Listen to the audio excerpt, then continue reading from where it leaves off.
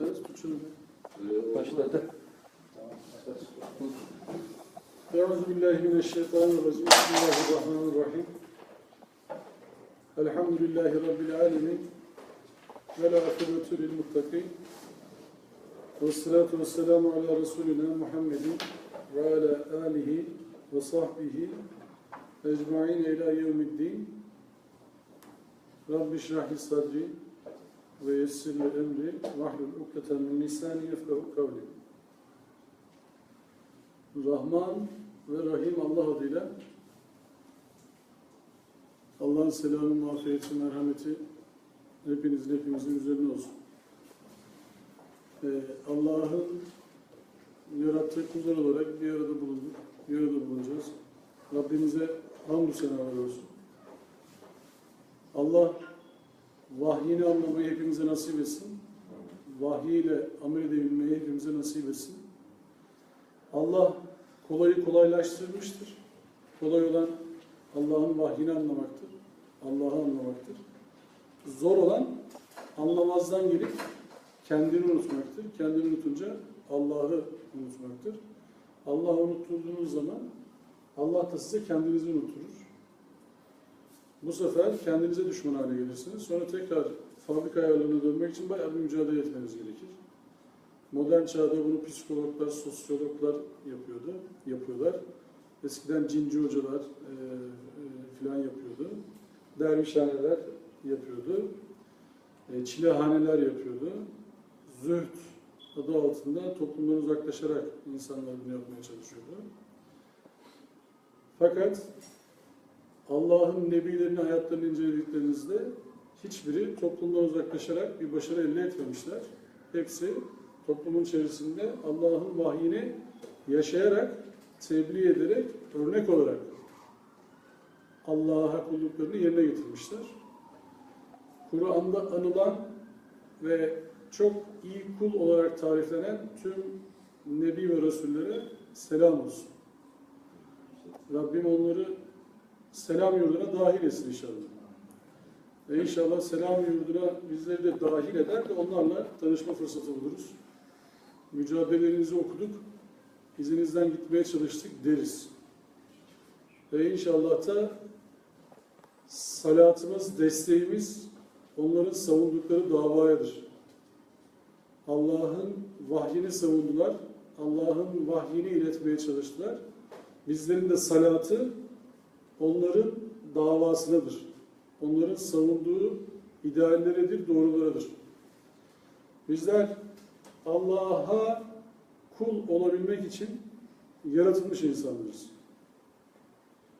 Yaratılış sebebimiz iyi ve kötünün birbirinden ayrılması. Yaratılış sebebimiz Allah'a kulluk. Yaratılış sebebimizi unutursak başka korkuların, başka amaçların, başka endişelerin peşine düşeriz. O da bizi yaratılış amacımızdan uzaklaştırır.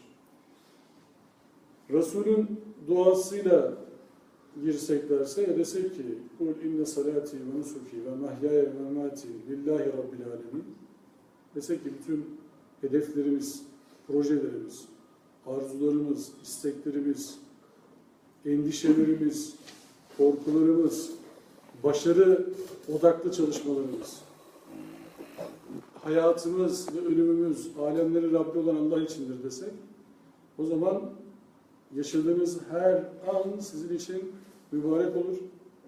Yaşadığınız her gün sizin için mübarek olur. Her gece mübarek olur. Mübarek gece aramazsınız. 3 tane, 4 tane mübarek geceye sığdırılmış bir dinin müntesibi olmazsınız. O zaman her gününüz, her geceniz vahiy ile inşa olursa her geceniz Leyle-i Kadir olur. Yani kıymetini, değerini bildiğiniz geceye dönüşür. Senede bir gün değil, ömrünüzün her günü en kıymetli geceyi aramakla uğraşırsınız. O zaman en kıymetli geceyi aradığınız gecelerin sayısını arttırır inşallah. İnşallah bu çalışmamızda o gecelerden bir tanesi olur. Allah'a sunabileceğimiz mazeretimiz olur bu gecemiz. Anlamaya çalıştık deriz. Yaşamaya çalıştık deriz. Ve Allah da bunu bizden inşallah kabul eder. Bir araya geliş sebebimiz Aleykümselam tekrar. Bir araya geliş sebebimiz hiç şüphe yok ki Allah rızası. Allah rızası için bir araya toplanmış insanların tek gayesi olur. Daha fazla kişi tarafından anlaşılabilmek, daha fazla kişi Allah'ın vahyine ulaştırabilmek ve daha fazla kişiyle bir selam adası oluşturabilmek.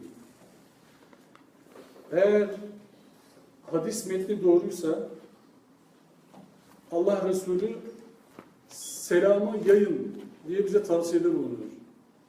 Selam kavramının ayak izlerini Kur'an'da sürersek selamın Allah'a çağırmak, Allah'ın vahiy bütününe çağırmak, insanlara emri bil maruf nehyanil münkerle yaklaşmak olduğunu görürüz.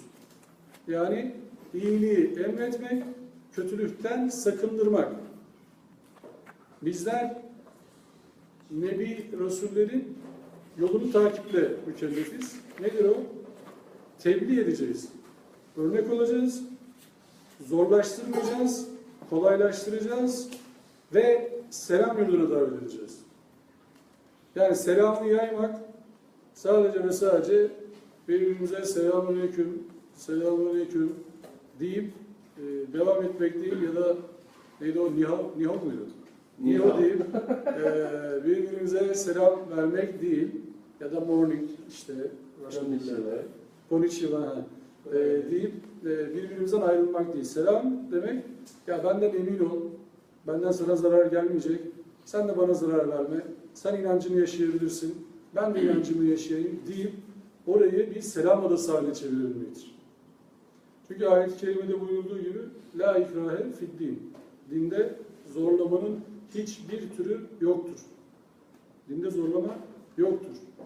Allah iradeli yarattıysa bizi, akıl, irade ve vicdan verdiyse Allah bizlere güveniyor.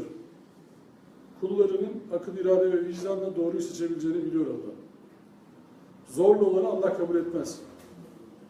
Adamın kafasına kılıcı dayayın, iman et dersiniz, o büyük ihtimal iman eder. Ama ısrar etmez. Kılıçtan kurtulduktan hemen sonra tekrar inkar eder. İşte o yüzden siz vahyi insanların kalbine, zihnine, yüreğine söylememiz lazım. Bizler buraya bir amaçla toplandık. Allah'ın rızası için Allah'ı anlayabilme çabası. Buradaki tek murat budur. Tek niyet budur. Benim davetinize seve seve icabet etmemin tek nedeni budur. Herhangi bir beklenti, istikbal için değil, Allah rızası için, Allah'a bir mazeretimiz olsun için bir aradayız. Ve sizlerle bir arada olmaktan da son derece mutluyum, Allah'a hamd ediyorum. Allah sizleri, bizleri selam yurdunun sakinleri etsin. Allah bizleri orada velhamdülillahi rabbil alemin ve ahiru davana elhamdülillahi rabbil alemin diyebilenlerden etsin. Yani onlar selamla karşılaştığı zaman diyorlar ki bu davanın sonu buydu, Allah'a hamdolsun. Allah'a hamdolsun. Allah bize bunu dilesin inşallah. Şimdi bu kadar çok Allah dedikten sonra neden Esma-i Hüsna diye bir başlığımız var dersimizin girişinde. Esma-i Hüsna bu kadar söylenen, Allah bu kadar bilinen bir kavramken, herkes Allah diyorken, herkes Allah'ın isimleri var diyorken neden Esma-i Hüsna çalışması diye bir başlığımız var. Girişimiz burası. Nasıl devam edecek artık beraber aktif bir ders olduğu için bakacağız yani kaç dersi bitiririz. Hızlı gidersek 4 sene sürüyor. Yavaş gidersek biraz daha sürebilir. Ama Esma-i Hüsna'nın şöyle bir özelliği var. Esma-i Hüsna dersleri bitmez. Sadece tamamlanır. Biz 4 senelik turu yaptık. Burada olan kardeşlerimizle beraber bir hitabın listeyi sonunu güzel bağladık. Bir sohbetini yaptık, duasını yaptık. Ama şimdi üretme safhasındayız. İnşallah Esma-i Hüsna ile alakalı çeviri faaliyetlerine girişeceğiz. Ve Esma-i Hüsna'nın ya biz anlayamadık diyen insan kalmasın diye bildiğimiz her dile çevirelim diye bir duamız var. Amin deyin. Hep beraber bu amaçla mücadele edelim. Aminliğin derken herkes işte çeviri faaliyetine girsin diye söylüyorum. Yoksa sadece aminle bu işler olmuyor. Herkesin bir taraftan tutması gerekiyor. Bize adam bulsun. Yeter değil. İnşallah kısa zamanda, yani kısa zaman neye göre kısa zaman? Dünya hayatına göre kısa bir zamanda inşallah birçok dile çevrilmiş olur Esma-i Hüsna listesi. Esma-i Hüsna çalışmasında şöyle bir özellik var. Bu yapacağımız ders inşallah Allah devamını nasip eder. Sonunda nasip ederse, varsa ömrümüz, o kadar zamana kadar nefesimiz varsa, vahiy gözüyle bakan bir esma listemiz var. Ne demek vahiy gözüyle bakan? Yani bütün esma listesi, önünüze serilecek olan bütün esma listesi Kur'an'da olan isimler. Çok garip bir şey gibi söylemiyorum aslında. Ama çok garip olan şu. Piyasada mevcut 2 tane esma listesi var. 99'da ikizde. Birisi İbn-i Tirmizi'de geçiyor, birisi Mace'de geçiyor. Bizim Kur'an'dan diye baktığımız esma listesiyle 26 tane isim uymuyor. Yani Kur'an'da olan 26 isim orada yok. Kur'an'da olmayan 26 isim orada var. Öyle düşünün. Yani maalesef bir şekilde orada Allah'a isim uydurulmuş oluyor. Çok ciddi bir hata, çok ciddi bir cüret aslında bir taraftan da. Ve bu piyasada işte bizim Esma-i Hüsna listesi diye bildiğimiz listeleri konuşuyoruz. Evlerde böyle lev halinde olan. Yani o listeyi konuşuyoruz. Televizyonlarda da çok tekrarlanan listeyi konuşuyoruz. İşin garibi de şu, Esma listesiyle alakalı mesela Buhari'de bir şey göremiyorsunuz. İlk yüzyılda neredeyse hiç Esma listesi yayınlanmamış. Zaten konusu biraz, hadis konusu biraz çetrefilli bir konu. Konumuz o değil yani, girmeyeceğim oraya da. İlk 100 yılda yazılı bir hadis kitabı yok. Allah Resulü'nün vefatından sonraki ilk 100 yılda zaten yazılı bir hadis kitabı yok. Hep sözlü, semiyatla, yani duymak üzerine oluşan bir külliyat var. İlk 100 yıl sonunda işte bir toplama faaliyetleri başlanıyor. Hatta şöyle söyleyeyim, Hazreti Ebubekir, Hazreti Ömer'in elindeki hadisleri yaktırdığı bir gerçek. Sebebi de şu, insanlar sadece Kur'an'la meşgul olsunlar, Kur'an içerisinde hadis sözleri vesaire karışmasın ve mesajda bir karışıklık olmasın. 300. yılda işte Buhari ile başlayan bir hadis şeyi var, külliyatı var. Bu hadis külliyatının içerisinde 2 tane dediğim gibi Esma-i Hüsna listesi var. 99'lu isimler ikisi de. Ve 99'lu isimlerin içerisinde dediğim gibi 26'şer tane isim farklı. Yani vahiyden beslenmeyen isimler. Bir diğer özelliği bizim çalışmamızın, yani bizim derken Mustafa Hoca'nın, Mustafa İslamoğlu'nun çalışması bu. Biz buradan şey yapmayalım, şimdi kendimize payı çıkartmayalım. Eseri sadece anlatmaya çalışıyoruz diye söylüyorum. Nüzul sırasına göre bir tasnif var burada. Yani surelerin iniş sırasına göre isimlerin çıkarılıp kitaplaştırılması gibi bir çalışma var. Bu ne fayda getiriyor, ne zarar getiriyor? Esma-i Hüsna'nın bir atlası var diyeyim. Yani hangi isim, hangi yerdeymiş yani. Mekki mi, Medeni mi, kaç kere geçmiş, hangi seneler arasında gelmiş gibi bir atlası var. Kitabın sonunda. Oraya baktığınız zaman şunu görüyorsunuz, bazı isimlerin gelişi, ilk yıllarda gelişi, bazı isimlerin son yıllarda gelişi, bazı isimlerin Mekke'de zorluk altında gelmesi, bazı isimlerin Medine'de refah altında gelmesinin çok sebepleri var. Ve Esma yolculuğuna başladığınız zaman, Esma-i Hüsna'yı okumaya başladığınız zaman, anlamaya başladığınız zaman şunu görüyorsunuz Kur'an okurken, bu esma tam da burada gelmesi gerekiyormuş diyorsunuz. Yani orada Sadakallahul azim değil, Sadakallahul ali vesaire gibi değil. Tam da bu gelmesi lazım diyorsunuz burada yani. Bu ismin tam da burada olması lazımmış. Hatta bir bakışta şunu da diyebiliyorsunuz. Eğer surenin girişinde bir esma varsa, Allah'ın ismi varsa, sure o isim etrafında şekilleniyor. Yani o gelen isim aslında surenin gidişatıyla alakalı size çok ciddi bir yol göstermiş olur. Surenin sonunda gelirse, bakıyorsunuz ki tam da o ismi anlatıyorsunuz. Tam da o ismi yaşıyorsunuz surenin içerisinde. Şimdi bizim dilimizde İslam coğrafyası üzerinde Allah lafzı geçen çok niteleme var. Maşallah, subhanallah, inşallah, eyvallah, biiznillah vesaire. Çok var. Elhamdülillah da buna dahil. Şimdi sorsam, desem ki hamd hangi durumlarda edilir? Şükür hangi durumlarda edilir? Hepimizin bir fikri vardır. İşte bu çalışma, onu Kur'an'a sorma çalışması. Hangi durumlarda hamd edelim? Hangi durumlarda şükredelim? Bunu Kur'an'a sormaya çalışıyoruz. Hangi durumlarda maşallah diyelim? Hangi durumlarda inşallah diyelim?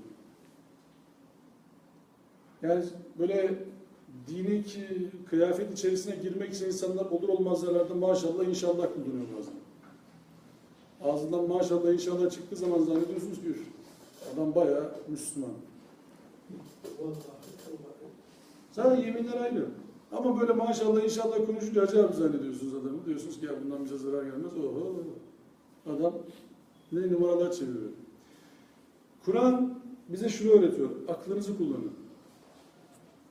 Aklınızı kullanın ki felaha erin. Aklınızı kullanın ki hidayete erin. Aklınızı kullanın ki Allah'a karşı esas duruşunuzu ve klas duruşunuzu bozmayın. Eğer aklınızı kiraya verirseniz birileri aklınızı kullanmaya başlarsa çok kötü yerlere çekerler sizi. Bir bakarsınız canlı bombaya dönüşmüşsünüz. Bir bakarsınız canlı dedikodu üretme makinesine dönüşmüşsünüz. Bir bakarsınız canlı iftira yayma makinesine dönüşmüşsünüz. Bir bakarsınız faiz yiyen ama bunu da mübah sayan insanlara dönmüşsünüz. Bir bakarsınız insan öldüren ama bunu da Allah rızası için yaptığını düşünen insanlara dönmüşsünüz. Bir bakarsınız içki içmişsiniz, bunu da Allah rızası için yapıyorum diyebilecek kadar kendinizi kaybetmiş bir insana dönmüşsünüz. Hırsızlık yapanlar da var. Yani oradan çok örnek verilebilir işte.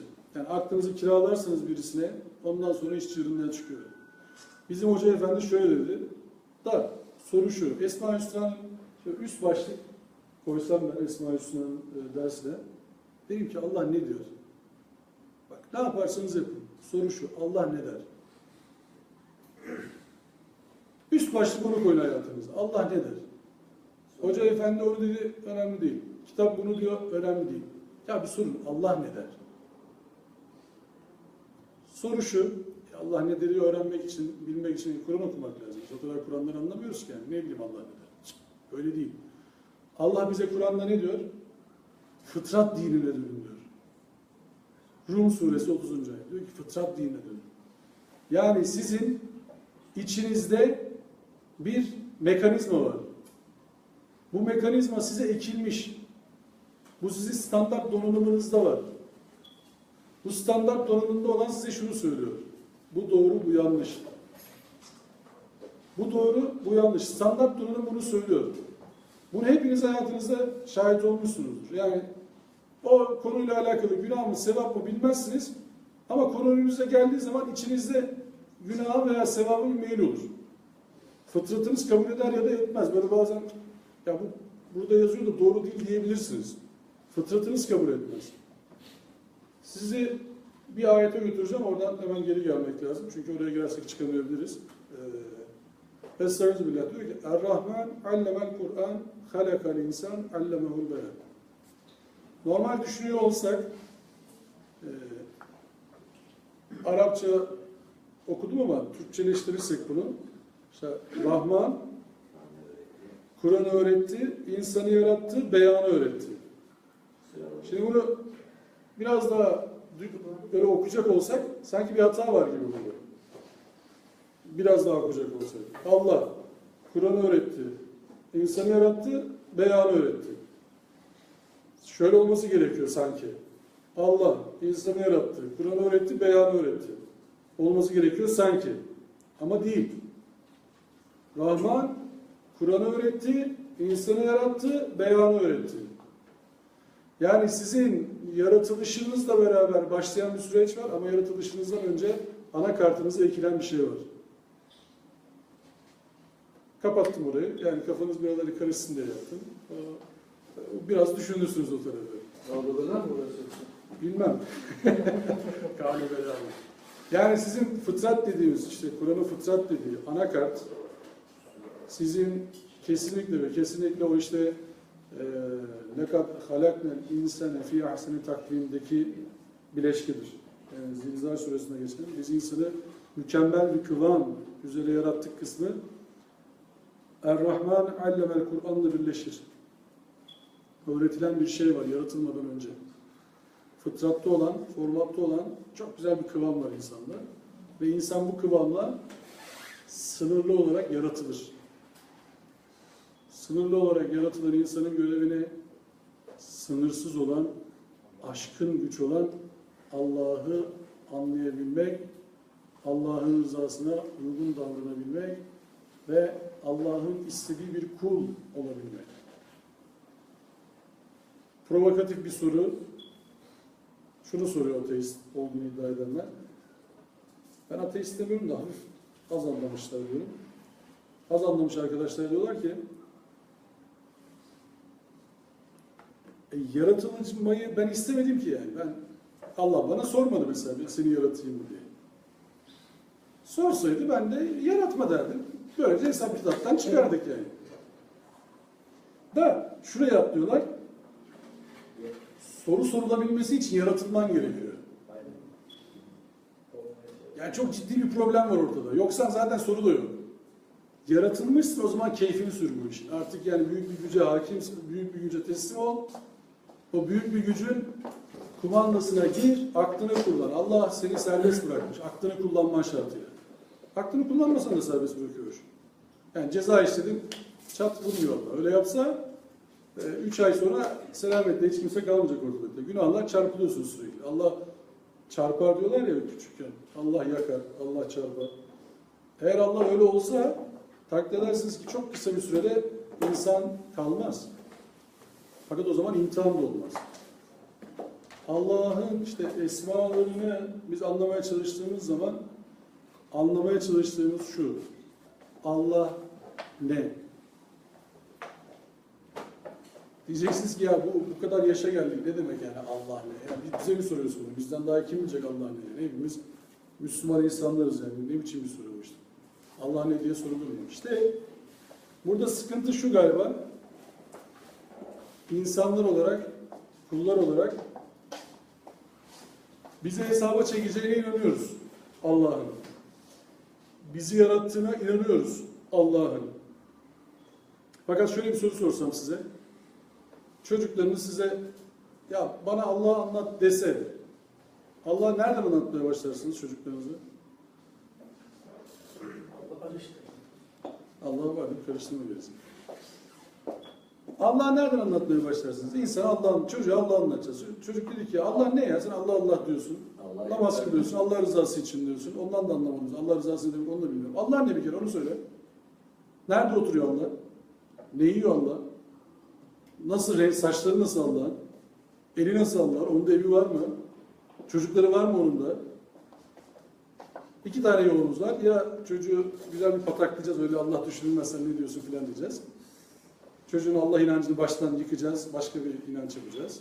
İnan işte. Böyle bir şey gerek yok. Ya da inat edeceğiz, öğreneceğiz, çocuğa anlatacağız. Biz de öğreneceğiz. Çocuğun soru sorması önüne geçerseniz çocuk bir daha soru sormaz ama bir daha da hiç ilgilenmez.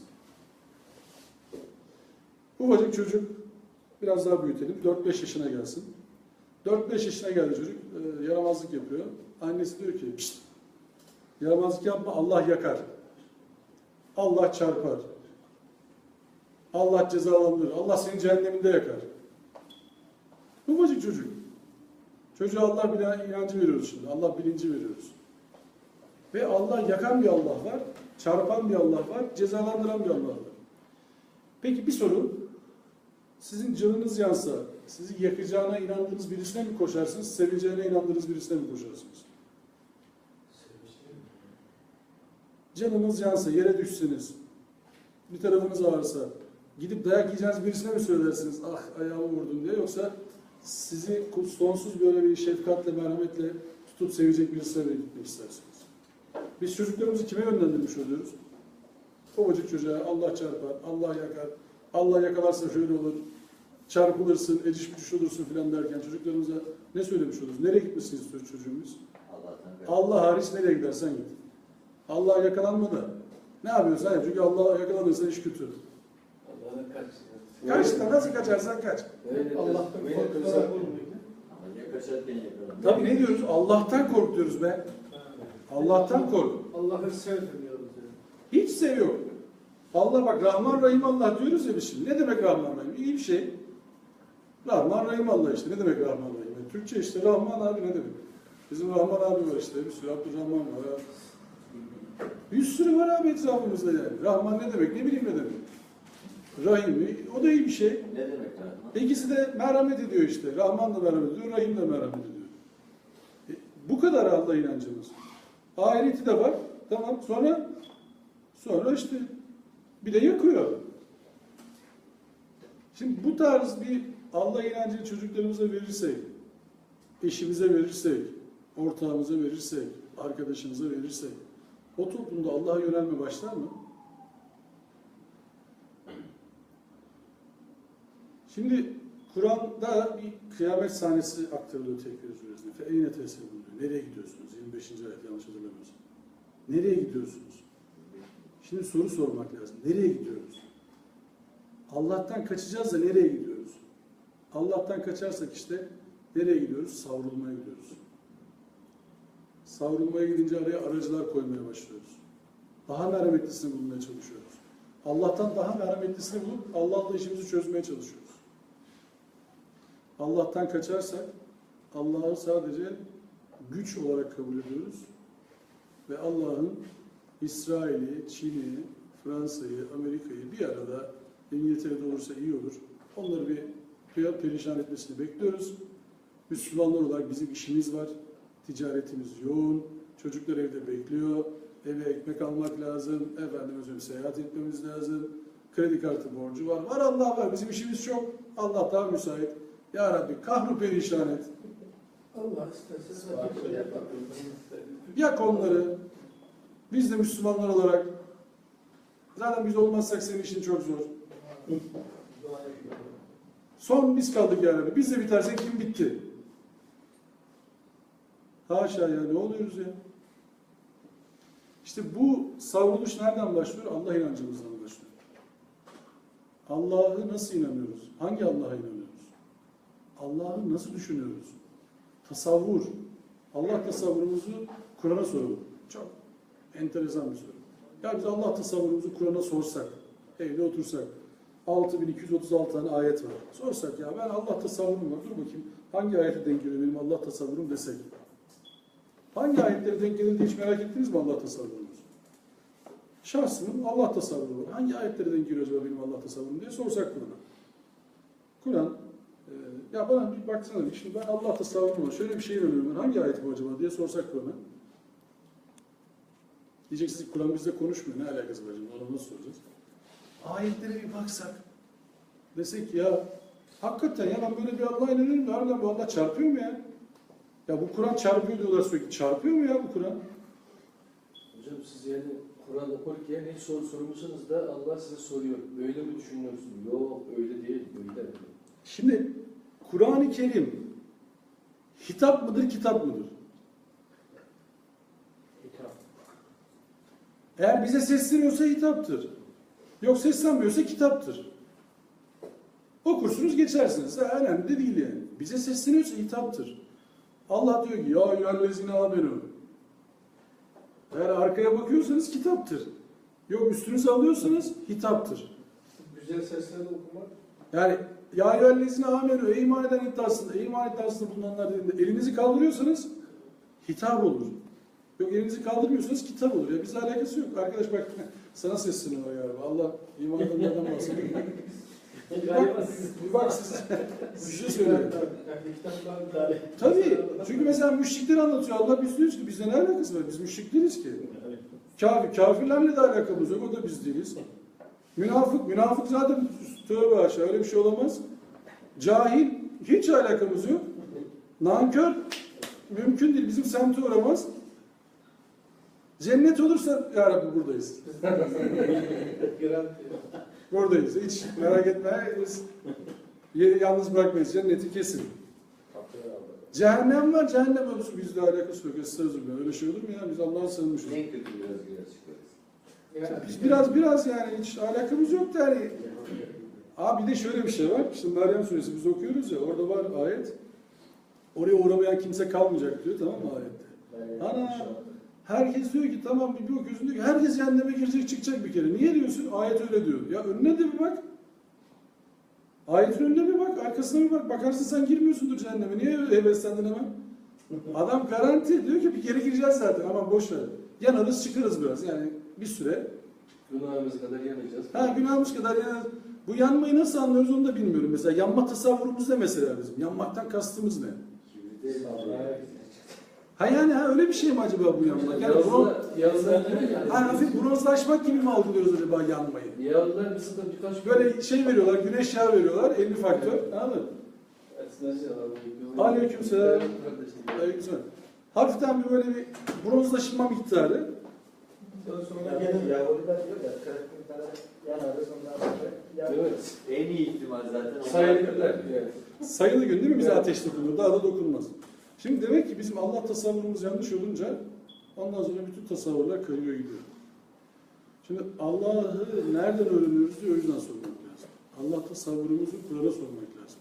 Kur'an'a sorduğumuz zaman Allah tasavvurumuzu o zaman işte Allah'ın aşkın bir güç olduğunu görüyoruz. Aklın, hayalin alamayacağı bir güç olduğunu görüyoruz. Ne yapıyoruz? Allah bize isimleri ve sıfatlarıyla kendini tarif ediyor fakat hepsini anlayabilme kabiliyetimiz yine yok. Çünkü şimdi sınırlıyız. Sınırlı olanın sınırsız anlama kabiliyeti asla olamaz. Sınırlıyız. Sınırsızı anlama kabiliyetimiz asla olamaz. Gözümüzün bir sınırı var. Kulağımızın bir sınırı var. Ömrümüzün bir sınırı var. Şimdi gözümüz bir açıyla bakar. Takdir edersiniz ki ben şu anda arkamdan olduğunu görmüyorum. Siz de arkanızdan olduğunu görmüyorsunuz. Bu kadarız. Alt katta birileri var. Seslerini duyamıyoruz. Bu kadarız. İçinizde şimdi bir sürü bir makine çalışıyor. Mide, bağırsak, şöyle aman pankreas, şu bu, çıt çıtı pıt bir sürü ses çıkıyor içeride. Ama Allah'tan düşük eşikle çıktığı için duymuyoruz. Duysak yandık. Ne kadar büyük rahmet mesela değil mi? Yani insanın vücudunun çalışmasını duymaması. Kalbin sesini duyduğunuzu düşünün. Kalbini biraz hızlı atsa lambada gümbede hemen şeye girsiniz hastanede. Çarpıntı geldi diye. Halbuki hep çarpıyordu. Hiç durmadı ki o. Sadece sesi yükseldi biraz. Temposu yükseldi, duymaya başladı. Hem sevgisi o. Zaten çalışıyordu. Çalışmasa doktora gidecek fırsatın da olmuyor. Kalp tempo yapmasa oraya gidecek fırsatın olmuyor. Fakat işte mesela hiç şükreden duydunuz mu? Kalbimin çarpıntısını bana duyurmayan Allah'a hamdolsun. Ne kadar konforlu yaşıyoruz diyen oldu mu hiç aranızda? Öyle bir dua eden oldu mu hiç? Midemin çalışmasını bana hissettirmeyen Allah'a şükürler olsun. Mide çalışmadığı zaman ama direkt anlıyorsunuz değil mi? Mide çalışmadığı mı sıkıntı var. Karından, mesela kalpten, damarlardan bir şey geçmese fark ediyorsunuz genelde. Fark edemezseniz de genelde de böyle hızlı giden arabalarla fark ettiriyorlar. Hastanede bakıyorlar ne oluyor ne bitiyor diye. Hemen fark ediyorsunuz çalışmayınca. Bak Allah çalışınca hiç demek ki kolaymış. Vücut çalışıyor, standart donanım veriyor Allah size. O standart donanımınızda ne kadar güzel. Mesela bağırsağım güzel çalışıyor diye dua ettiniz mi bu yaşınızda kadar?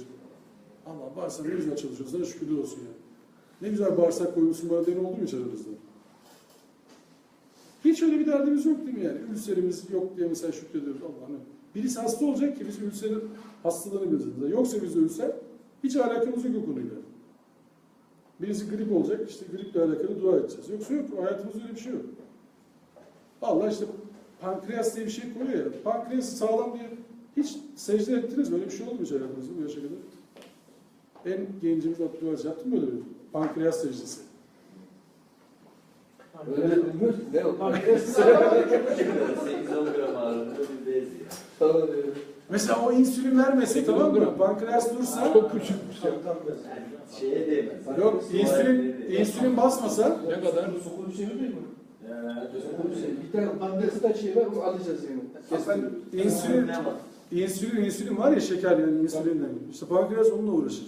O çalışmadı mı şeker hastası oluyorsun. Ve tamiri yok. Pankreas durdu geçmiş olsun. Eller yukarı. Tip 1 diyabet. Doktorlar diyor ki yapacak hiçbir şey yok. Steve Jobs var ya, bu Apple'ın kurucusu. O kanserinden gitti. İşte zenginliğe bile faydalanmadı. Yani kurtaramadık. Yani. Bak işte ufacık bir şey işte yani. Evet, Yani onlar Allah'ın ayetleriyle karşılaşınca secdeye kapanırlar diyor ya Kur'an. Dün akşam okuduk ya biz Meryem suresi. Ne diyordu Resuller için, Nebiler için? Onlar Allah'ın ayetleri okunduğu zaman onlar gözyaşları içinde secdeye kapanırlar. Şimdi ben pankreas ayetini okudum. Hadi kapanın secdeye. Ya. Ayet olmuyor mu pankreas ayeti? Ne oldu şimdi? Efendim? Güzel sesler. Ha, güzel sesli okudum. Kalıplar titrek. Yani Allah'ı anlamak için biz camide kalabiliriz. Bir de hastanede kalın. Bak nasıl Allah anlaşılıyor. Basri abi bizi seyrediyor mu bilmiyorum bizim başkanım da. Seyrederse selam olsun. Basri Başkan'la hastanede ufak bir görüşme yaptım çıktıktan sonra. Bir abimiz var bizim. O trafik kazası geçirdi. Yoğun bakımdan bir aya yakın bir süre çıkabildi.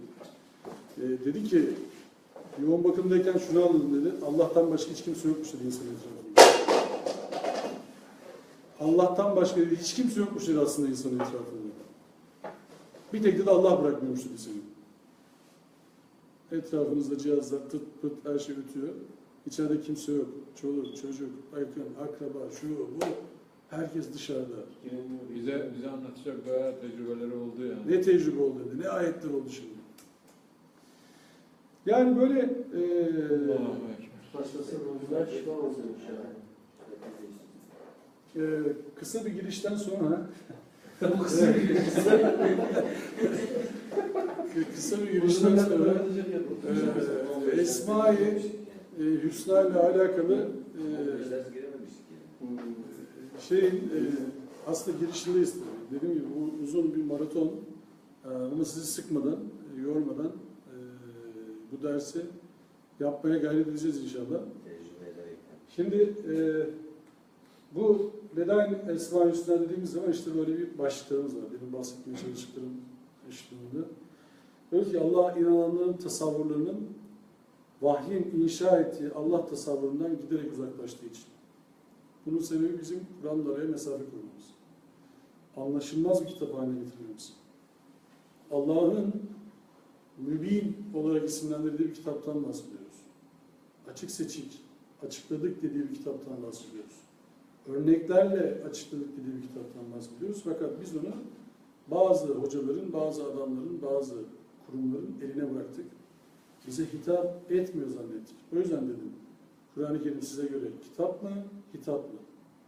Eğer hitapsa anlamaya çalışırız.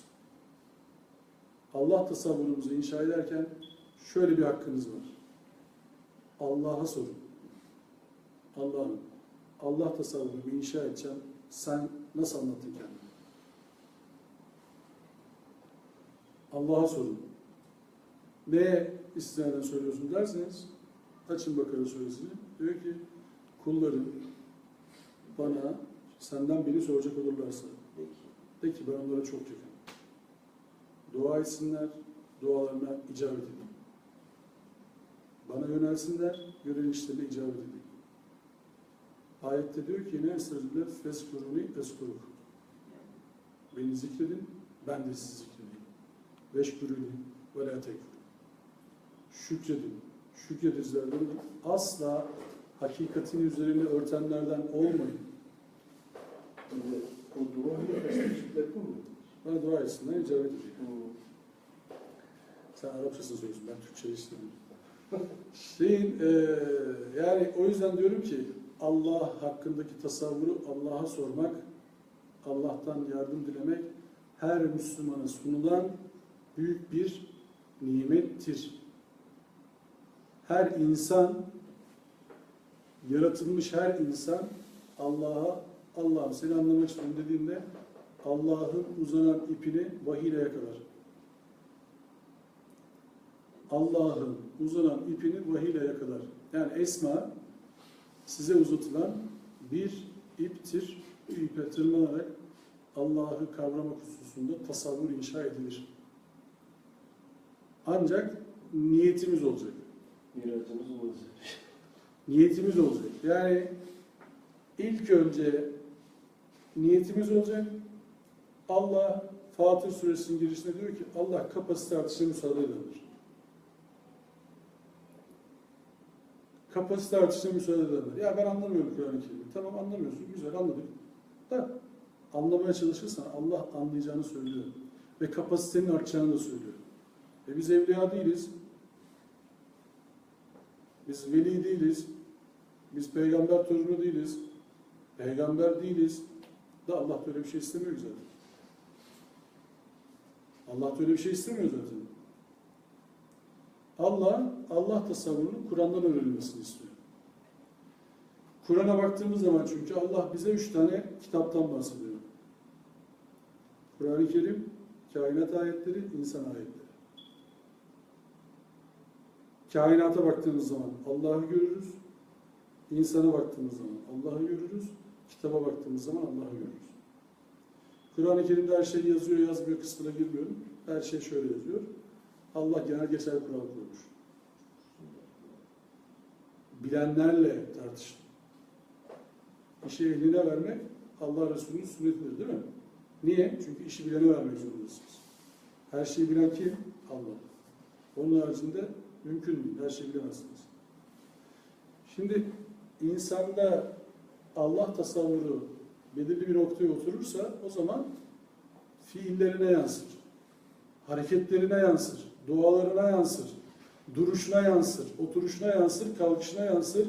Dostluğuna yansır. Evliliğine yansır. Çocuğuna bakışına yansır. Allah'a karşı duruşuna yansır. Ahiret beklentisine yansır. Ve sizler yürüyen dua olursunuz. Ayakta Kur'an-ı Kerim olmak ister misiniz? O zaman vahiy ile tanışacaksınız.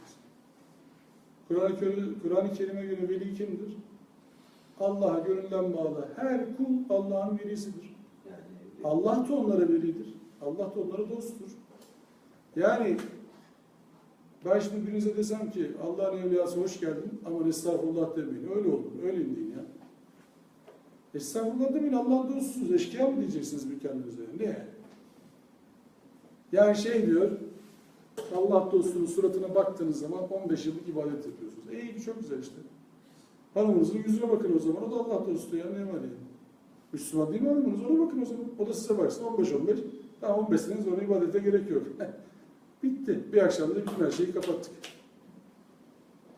Böyle bir şeye inanmıyorsunuz tabii de işte adam evliya falan denilince ona inanıyorsunuz yani. Niye? Hanımınız deyince bak kimse kabul etmiyor. Neyse yani sonuçta hepimiz Allah'ın velisiyiz, dostuyuz. Allah'a düşman olan var mı aramızda? Böyle bir iddiası olan var mı? Yoksa tamam hepimiz Allah'ın dostuyuz o zaman. İşte şunu bir kere bir tarafa yazın. Hepiniz İslam'ın işareti olarak neyi kabul ediyorsunuz? Kelime-i şehadet değil mi? Ne diyorsunuz? Ben şahidim diyorsunuz. Allah sizi ciddiye alıyor. Farkında mısınız bilmiyorum. Allah sizi ciddiye alıyor. Şahitliğinizi kabul ediyor. Hatta dine giriş olarak diyor ki size siz kendinizin farkına bir varın. Bir birey olun. Bir kendinize gelin. Deyin ki ben şahidim.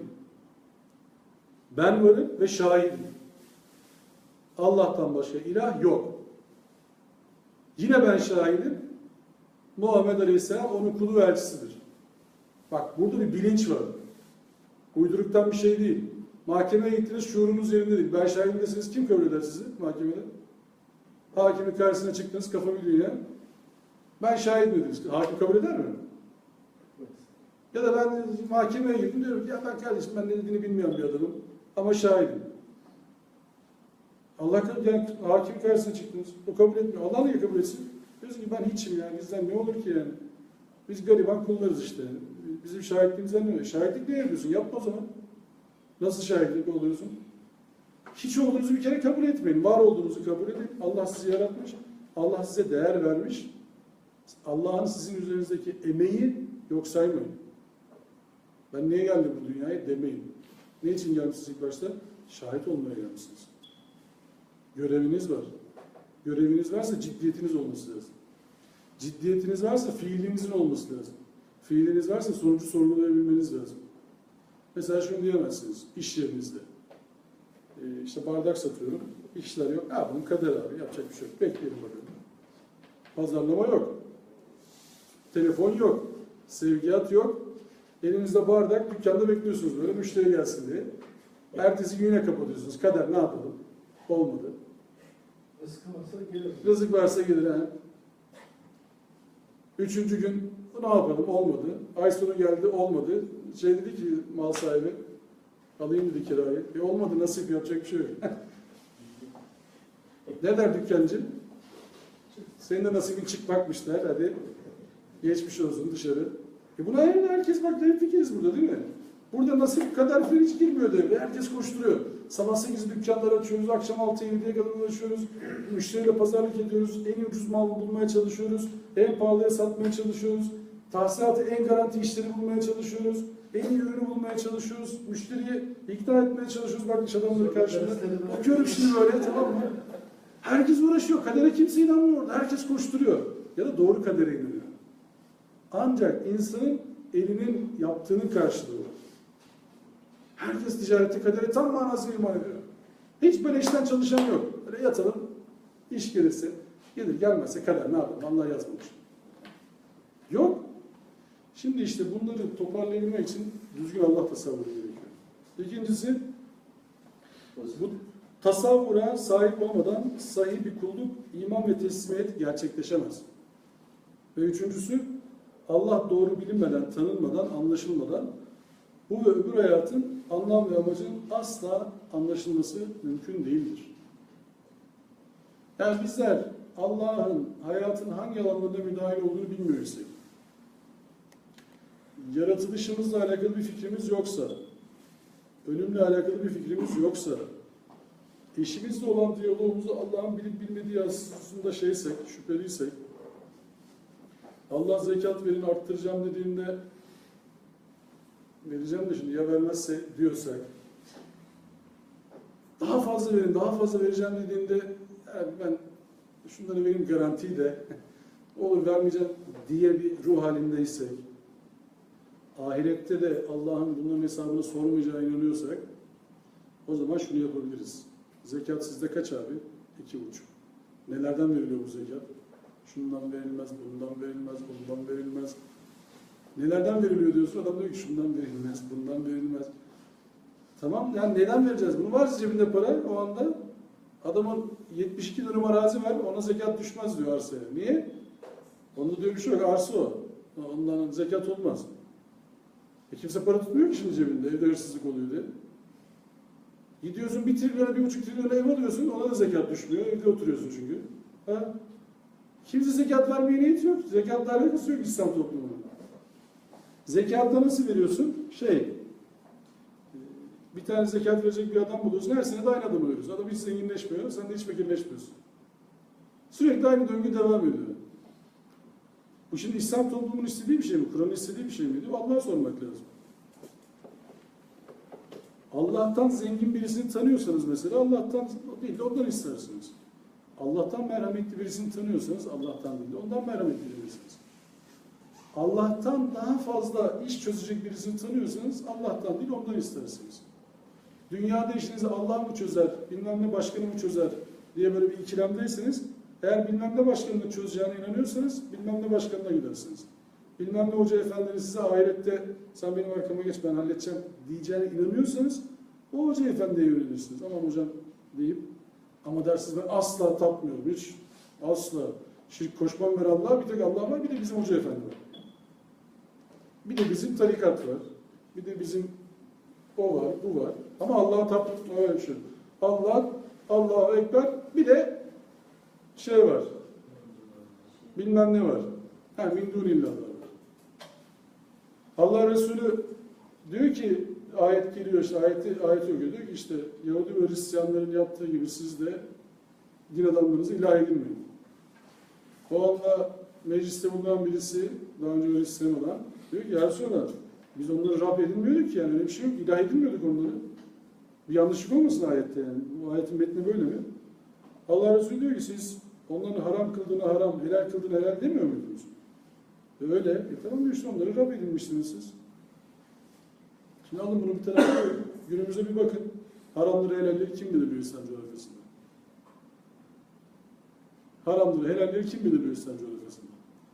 Deniz ürünlerine yapılanlara bakın mesela. Midye haram mı? Karides haram mı? Istakoz haram mı? O haram mı? Bu haram mı? Bakın bakalım kim belirliyor haram? Allah'la bilmem ne efendim.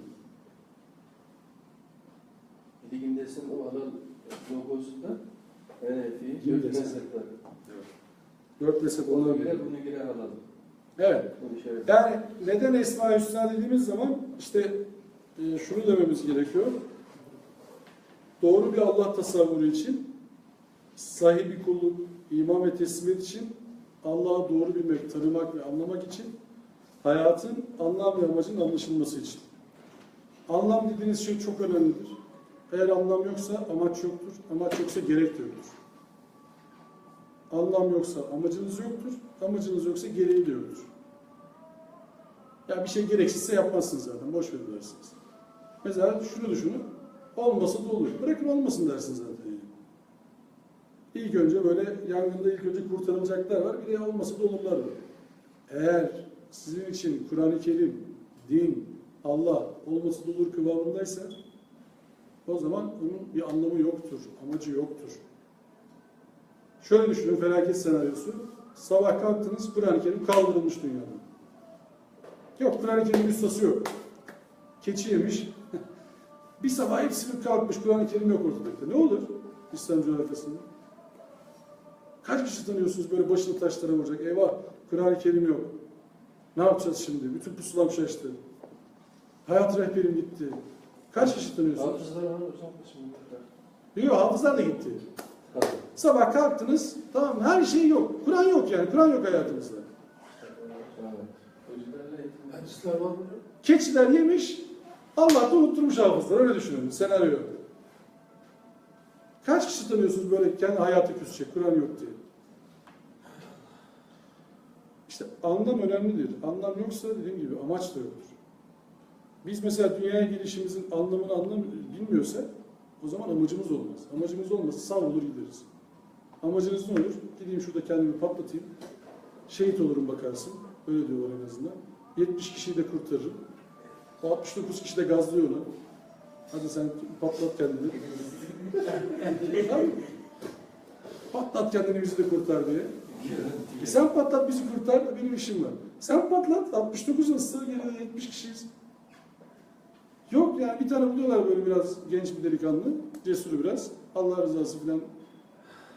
Ya cihat kavramını bir de Kur'an'a sorsak, tıklatsak kapıyı, cihat ne demek? Allah'ım bir söyle bize desek, neresinde yazıyor cihadın acaba kendini patlatmak? Neresinde yazıyor adam kesmek? Neresinde yazıyor Allah rızası var? Gidin bir tarafta sebepsiz ölün. Yoksa cihat birisini Allah'la diriltmek midir? Kur'an'a bir sorsa, Allah'ın vahyini verip de ölü olan zihinleri, yürekleri ve bedenleri diriltmek mi cihat diye bir sorsak? İşte anlamı gözden kaçırırsak bu sefer amacı da gözden kaçırıyoruz. İşte bu gibi yanılgılara düşmemek için Esma-i Hüsna bu işte çok ama çok önemli bir basamak. Ayet şöyle diyor: Sıbgatallah. Ve men ahsenu sıbga. Ve nahnu lehu abidun. Allah'ın boyası. Allah'ın boyası. Daha güzel boya olabilir mi? Ve men ahsenu sıbga. Biz o yüzden Allah'a kulluk ediyoruz zaten. İşte duamız odur ki Esma-i Hüsnalarla biz Allah'ın boyasıyla boyanabilelim. Allah'ın bak dediği yerden bakabilelim. Allah'ın gör dediğini görebilelim. Allah'ın istediği kul olabilelim. Ve Allah'ın huzuruna çıktığımızda sunabilecek bir mazeretimiz olsun. Allah'ın affettiğim, buyur gir cennetime dediği kullardan olabilelim. Ama bunu yanlış Allah tasavvuruyla yaparsak tevhid elimizden kaçar. İbadet elimizden kaçar. Bizim dirayetimiz elimizden kaçar. İsteklerimiz bozulur. Hedeflerimiz sapar. Kaybedenlerden oluruz. Dâlin ne diyoruz namazın sonunda? Berat dâlin. Şaşırmışlardan etmemizi. Şaşırmanın birinci kısmı ne? Tek dua hakkınız olsa Kur'an-ı Kerim'e sorsanız tek dua hakkım var. Ne dualıydın diye. Tek dua edeceğim yani. Çok baba bir dua edin. Tek dua. Bizi dost doğru yola ilet. İhdinas sıraten müstakim. Ne kadar önemli ki her namaz Allah bize o duayı ettiriyor. İlk giriş cümlesi diyor ki bak ben Rahman, Rahim, din gününün sahibiyim. Sonra diyoruz ki ya madem öyle bu iş, madem böyle, o zaman bizi ihdina sıradan müslim, o zaman bizi dost doğru yola yönet. Madem sen böyle bir Rab'sın, madem alemlerin Rabbisin, madem Rahmansın, Rahimsin, madem din gününün sahibisin, tamam iman ettik, o zaman bizi dost doğru yola yönet. Şaşırtma bizi, nimet verdiklerini yoluna yönet. Ne kadar önemli bir dua değil mi? Yani amin derim, bu gecenin de sonuna gelelim. Dediğim gibi uzun ama çok zevkli bir yolculuk, Esma yolculuğu. Sabrınızı zorladım. Hakkınızı helal edin. İnşallah anlaşılmışızdır. Doğru şeyler anlattıysam Allah'ın rahmetindendir. Hatalı anladıysanız benim kabiliyetsizliğimdendir. Hakkınızı helal edin tekrar. Bilerek yapmadık ama yanlış şey söylediysek Allah'a sığınırız. Gelecek saat neler olabilir hocam? İşte bundan sonrası bunların açılımları böyle yavaş yavaş şeye doğru gidiyoruz. Yani burada da tırnak içerisinde Allah yok. Allah ismi yok yani. İsim olarak baktığınız zaman. Burada sadece İsmail giriş yapmaya çalışacağız. Bu giriş biraz uzun sürüyor da ama sabrınızı zorlasak da işte açıkçası girişe eğer çıkabilirseniz çıkışına kadar devam ediyorsunuz. Yani girişi başarabilirseniz girişi uzun geçiyor biraz ama hakikaten orası tarafı biraz inşaat dönemi. İnşaatın temelini sağlam atarsak eğer düşünüyorsanız bu gecenin sonunda ya hakikaten biz bir Allah'ta sabrımızı Kur'an'a soralım diyorsanız ilk ders amacına ulaşmıştır. Dediğiniz için zaten bir aradayız. O yüzden bu soruyu geri alıyorum. O soruyu zaten siz kendinize sorduğunuz için biz bir aradayız. İnşallah Allah'ın yeryüzünü halifesi olarak atadığı bizler, yeryüzü inşa projesiyle görevli bizler, doğru bir tasavvurla, doğru bir mantıkla hedefe yönleniriz ve Allah'ın razı olduğu kullardan oluruz. Allah sizleri de bizleri de razı olduğu kulların zümresine dahil etsin. Ve ahiru davana enilhamdülillahi rabbil alemin. Rızâlillah Teala Fatiha. Evet, çarşamba.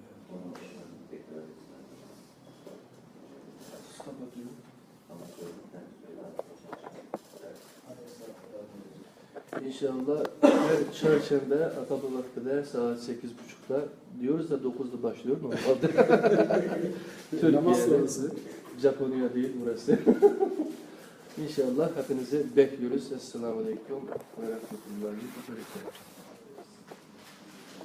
Ya Allah.